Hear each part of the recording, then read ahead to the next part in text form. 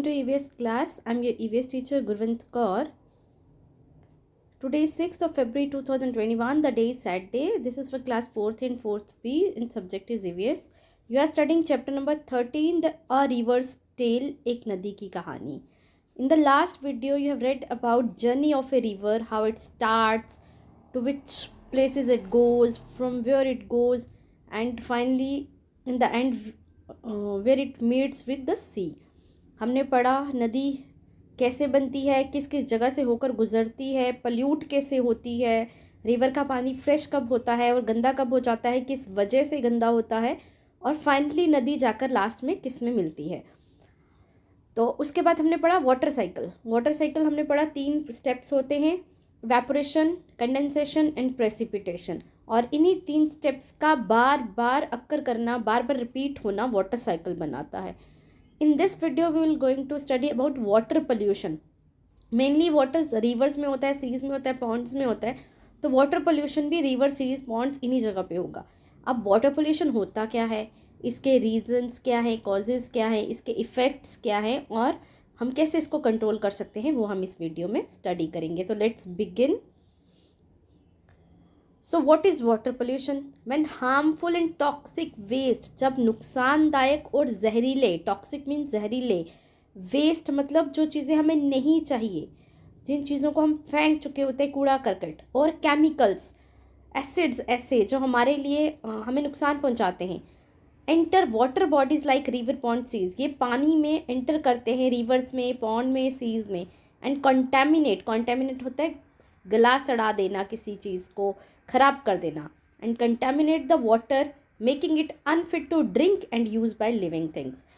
जब हार्मफुल और toxic waste और केमिकल्स जो हैं वो हमारे वाटर बॉडीज़ में एंटर करती हैं, जैसे रिवर, पॉन्ड, सीज में, और उस पानी को ख़राब कर देती हैं कि वो लिविंग थिंग्स ना यूज़ कर पाएँ, ना पी पाएँ, तो उस वाटर को हम कहते हैं, या उस स्टेट ऑफ वाटर को हम कहते हैं वाटर पोल्यूशन. कि अब ये वाटर पोल्यूटेड हो गया. जैसे आप पिक्चर में देख रहे हैं, आपको पॉल्यूटेड वाटर दिखाया गया, इसमें कितना वेस्ट पड़ा हुआ है, पानी कितना काला डार्क हो गया है, तो ये पॉल्यूटेड वाटर है. उसके बाद water pollution, causes of water pollution. अब वाटर पोल्यूशन होता कैसे है, तो इसके मेन 5 या 6 कॉजेज हैं. सबसे पहला रीज़न है डंपिंग ऑफ गार्बेज, जो कूड़ा करकट जो हम फेंकते हैं, या प्लास्टिक्स मटेरियल, जैसे हमने पानी की बॉटल्स हैं, कोल्ड ड्रिंक्स की बॉटल्स हैं, या कुछ भी ट्रैश है, जब ह्यूमन नदी में खुद जाके डंप करता है, फेंक देता है, तो उससे भी नदी का पानी गंदा हो जाता है, या वाटर बॉडीज़ जो हैं वो गंदी हो जाती हैं. Number 2, chemical waste from factories and sewage from Holmes.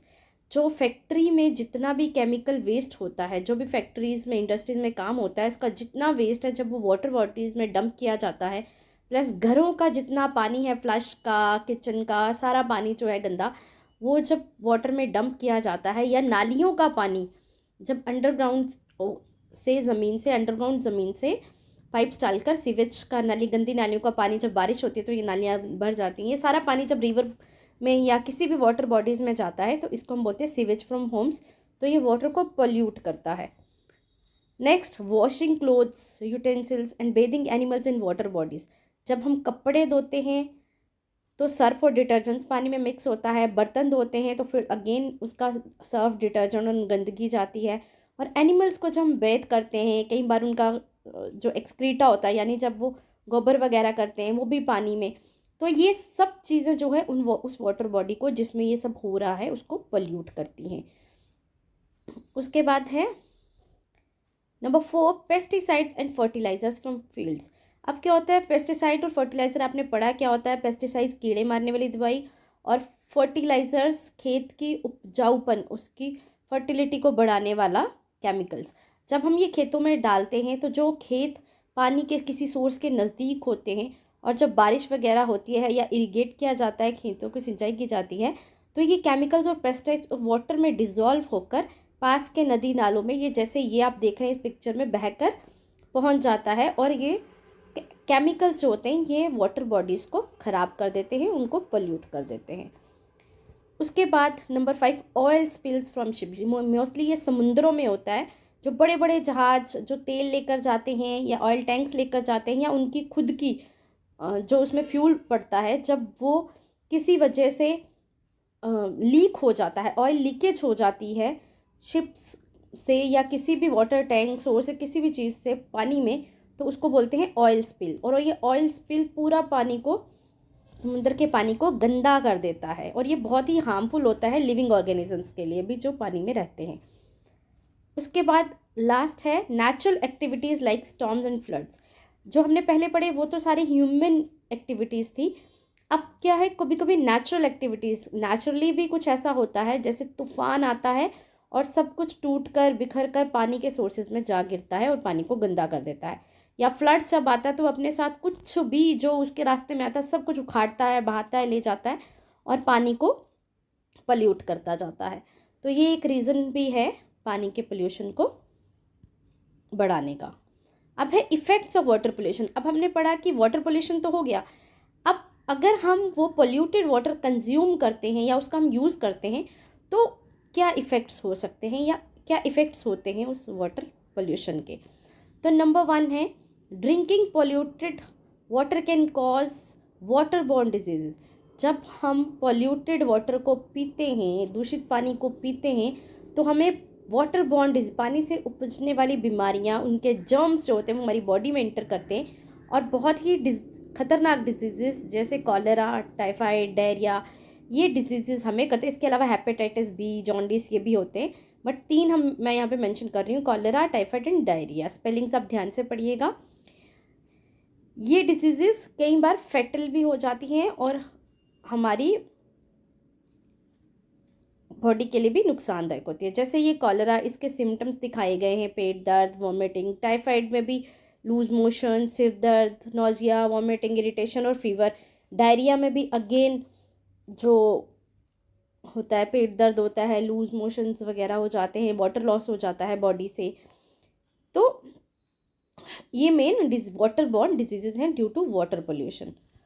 उसके बाद और क्या होता है, अगर हम जो पोल्यूटेड वाटर है उसमें स्विम करते हैं या बात करते हैं इन पोल्यूटेड वाटर, तो उससे हमें स्किन डिजीजेज हो सकते हैं जैसे कि कैंसर और स्किन कैंसर और भी तरह के कैंसर्स वगैरह हो सकते हैं।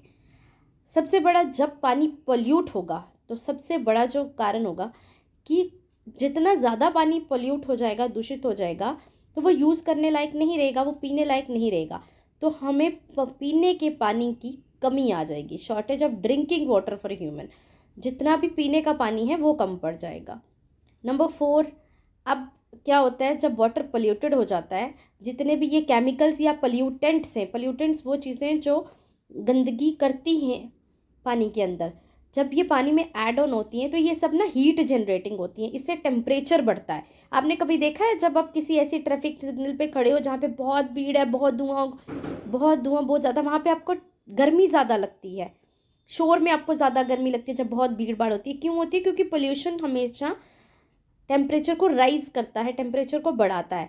और जब इन वाटर बॉडीज़ का टेम्परेचर ड्यू टू पोल्यूशन बढ़ जाता है तो उसके अंदर जितनी भी एक्वेटिक लाइफ है वो उस टेम्परेचर को सर्वाइव नहीं कर पाती और फाइनली डाई आउट हो जाती है, मर जाती है। तो लॉस ऑफ वाटर एनिमल्स भी पोल्यूशन की वजह से होता है, जैसे fish, dolphins, birds like ducks, cranes, vans etcetera. उसके बाद अगर हम कंटेमिनेटेड वाटर पीते हैं जिसमें ज़्यादा मात्रा में केमिकल्स पड़े हों, उससे हमारी येलोइंग ऑफ टीथ होती है, दांत जो है वो पीले पड़ने लगते हैं, वीकनिंग, हमारी हड्डियां जो हैं वो कमज़ोर हो जाती हैं, तो back pain, cervical pain, bones pain, joints pain, ये सब कॉमन होता है। इसके अलावा मेंटल हेल्थ में भी इफ़ेक्ट पड़ता है। उसके अलावा आप अगर देखेंगे तो हमारी जो ये है सिस्टम है, नर्वस सिस्टम है, उस पर भी असर पड़ता है। तो हमारी हेल्थ के लिए भी ये बहुत ज़्यादा हानिकारक होता है पोल्यूटेड वाटर। अब हम इस वाटर पोल्यूशन को कंट्रोल कर कैसे करें, क्योंकि अब वाटर पोल्यूशन को कंट्रोल करना ज़रूरी है, क्योंकि अगर नहीं करेंगे तो हमारी हेल्थ इफ़ेक्ट हो रही है। तो हम इस वाटर पोल्यूशन को कंट्रोल कैसे करें, उसके लिए है first, treatment of chemical waste from factories to make it free from harmful substance. Factories से जितना भी वेस्ट निकल रहा है उसको हम पहले इस तरह से ट्रीट करें कि उसमें से जितने भी हार्मफुल सब्सटेंसेस हैं वो अलग हो जाएं। तो ये मशीनरी लगाई गई है जिसमें पानी की पहले उसके केमिकल्स अलग किए जा रहे हैं, फिर उसको रिवर्स में डंप कर दिया जाए। उसके बाद डू नॉट थ्रो इंडस्ट्रियल, और सबसे हमारा फ़र्ज़ बनता है कि हम ट्रैश को या किसी भी तरह के कूड़ा करकट को पानी में ना फेंकें, बल्कि उसे कूड़ेदान में डालें। जिस तरह से ये फेंका जा रहा है ये सिस्टम इज़ रॉन्ग। इस तरह हमें पानी में वेस्ट को डंप नहीं करना चाहिए। Oil spill should be prevented, कोशिश करनी चाहिए कि ऐसे कोई हादसे, ऐसी कोई लीकेज जो है वो समुद्र में ना हो, जिससे तेल जो है वो समुद्र में, ऑयल जो है वो समुद्र में या सीज या वाटर बॉडीज़ में स्पिल हो जाए और उसको ख़राब कर दे। उसके बाद है over use of fertiliser and pesticides, जो फील्ड्स में होता है उसको रोकना चाहिए। उतना ही यूज़ करें जितना ज़रूरी है, या कम से कम उसको यूज़ करें। और सबसे बड़ी और इम्पॉर्टेंट बात, ट्रीज़ को वाटर बॉडीज़ के अराउंड प्लांट करना चाहिए, वाटर साइड्स पे प्लांट करना चाहिए। इससे क्या होगा, ट्रीज़ जो है, एक तो उनमें ये एबिलिटी होती है कि वाटर को प्यूरिफाई करते हैं, दूसरा वो सरफेस रन ऑफ रोकते हैं। मतलब जो जैसे ज़मीन, अगर खेतों में पेस्टिसाइड्स वाला पानी है, तो अगर पेड़ लगे होंगे तो वो पानी को वाटर बॉडीज़ तक नहीं पहुँचने देंगे, वो खुद सीप कर लेंगे। तो इस वजह से पेड़ लगाने चाहिए, ये बहुत हद तक हर तरह का पोल्यूशन रोकने में हेल्प करते हैं। तो trees should be planted along the water side to prevent all type of pollution including water pollution. That was all. Thank you. Have a nice day.